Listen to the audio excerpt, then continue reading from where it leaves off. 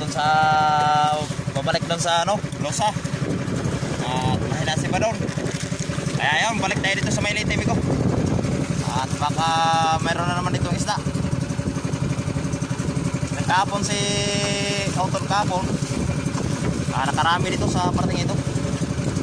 Kaya balikan natin yung nating ispat natin yung mga nakaraang araw na lumakot tayo na malakas. Dito tayo banda nakarami.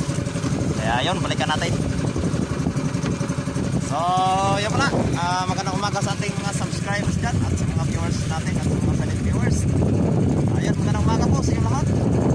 At maraming salamat po sa nag-subscribe at naragdagan na lang po yung ating subscriber. Sana ay tuloy-tuloy lang po ko, no? Sana yung iba dyan, mag-subscribe na po kayo para lagi po kayo updated sa ating video at mag-aarap po kayo sa mga. Ayun, maraming salamat po sa mga nag-subscribe, no?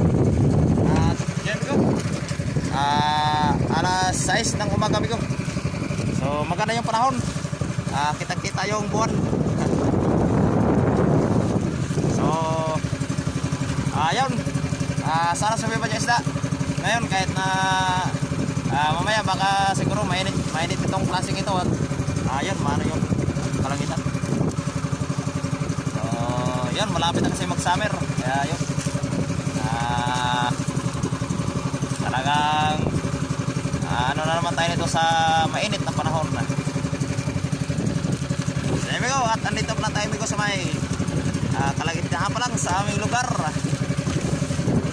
So ako na dyan sa may dating spot natin. Takbo tayo doon sa may Babatngon Leyte. So tingnan natin ito yung mga dating spot natin sa yung mga nakarang buwan na. So sa Losa, nasunod na tayo bumalik doon. At doon nila yung huli natin.